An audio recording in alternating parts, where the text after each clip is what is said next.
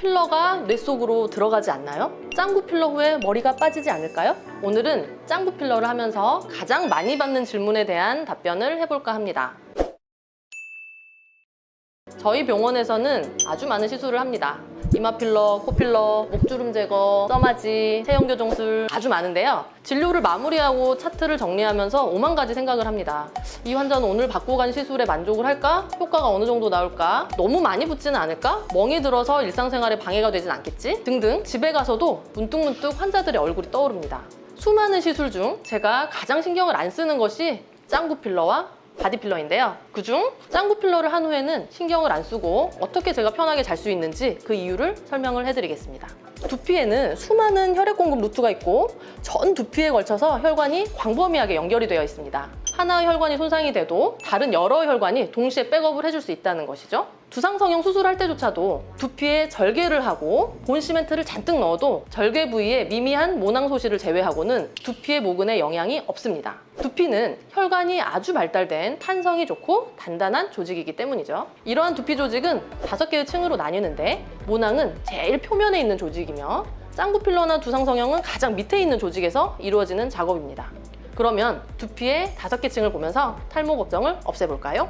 얼핏 머리카락과 뼈 그리고 뇌 실질 구조가 눈에 들어옵니다. 간단히 말씀드리면 털이 나 있는 피부, 이런저런 구조들이 있고 그 밑에 두개골, 그 속에 뇌 조직이 되겠습니다. 이런저런 구조 어딘가에 짱구 필러가 위치하는데요. 참고로 두상 성형할 때 쓰는 본 시멘트 주입하는 위치가 비슷합니다. 그것에 대해 조금 더 자세히 살펴볼게요. 의대 다닐 때 족보였는데 전 세계 의대생들이 두피를 SCALP 스칼프 이것으로 5개 층을 외웁니다. SCALP가 뭔지 한번 보십시다. 스킨, 머리 피부, 여기에 모낭이 있죠. C, 커넥티브 티슈, 녹색 점으로 보이는 건데요. 피부의 밑에 있는 단단한 결합 조직. 여기 혈관이 엄청 많습니다. 다쳐서 두피 찢어지면 피가 철철 나는데 그게 다 여기에서 나오는 거예요. A, 아포뉴로시스, 널 힘줄이라고 부르는데요. 넓은 판 모양의 힘줄입니다. 이마 근육과 후두 근육을 덮고 있는 근막이 쭉 이어져서 나온 겁니다. 이 그림에서 하얀 부분, 참고로 짱구 필러는 이 허연 구역, 아포뉴로시스 구역을 크게 벗어나지 않습니다. 제가 여기서 명명을 할게요. 두상 필러 세이프티 존. 우리는 여기를 두상 필러 세이프티 존으로 부르겠습니다.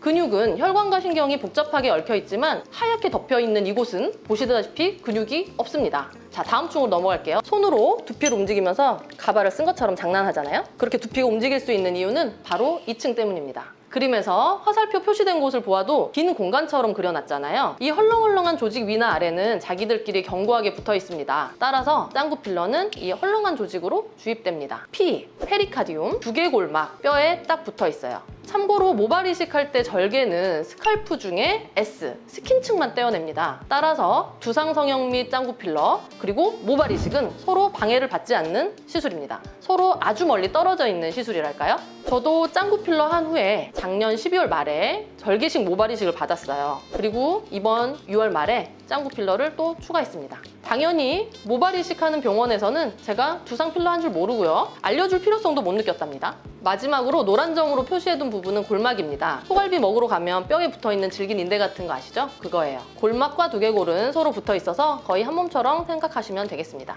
이제부터 두상 성형이나 짱구 필러 시에 탈모와 전혀 관련이 없다는 거를 정리해서 설명을 드릴게요. 첫 번째, 필러 또는 본 시멘트와 머리카락 모근 사이에는 단단한 층이 떡하니 가로막혀 있는 걸 보셨을 거예요. 그게 아포뉴로시스이고요. 모근이 존재하는 곳과 필러는 서로 단절되어 있는 공간에 속하는 거죠. 두 번째, 모근에 영양 공급하는 거미줄처럼 강하게 얽혀있는 혈관은 단단 결합 조직층에 존재하며 혈류량이 매우 많아 필러나 수술을 한다고 혈액순환에 방해가 되지는 않습니다. 한편으로는 이런 생각도 가능합니다. 시중에 발모제로 허가받은 제품 중에 두피 혈액순환을 증가시키는 원리로 작용하는 게 있으니까 반대로 생각하면 두피 혈액순환이 감소하는 상황, 즉 두상 필러 또는 본 시멘트 시술 후에 탈모가 발생될 수 있지 않을까? 만약 붓기로 인해 혈액순환이 방해가 되는 상황이 3개월에서 6개월 동안 지속된다면 탈모가 생길 수도 있습니다. 최대한 많은 양의 본 시멘트를 주입하는 두상 성형 수술에서도 탈모는 보고된 적이 없습니다. 하지만 짱구 필러는 80% 이상의 붓기가 일주일 이내로 빠집니다. 탈모 걱정은 안 해도 되는 거 이제 아시겠죠? 통증과 출혈 걱정이 없는 짱구 필러. 탈모에 대한 걱정 이제 내려놓으세요.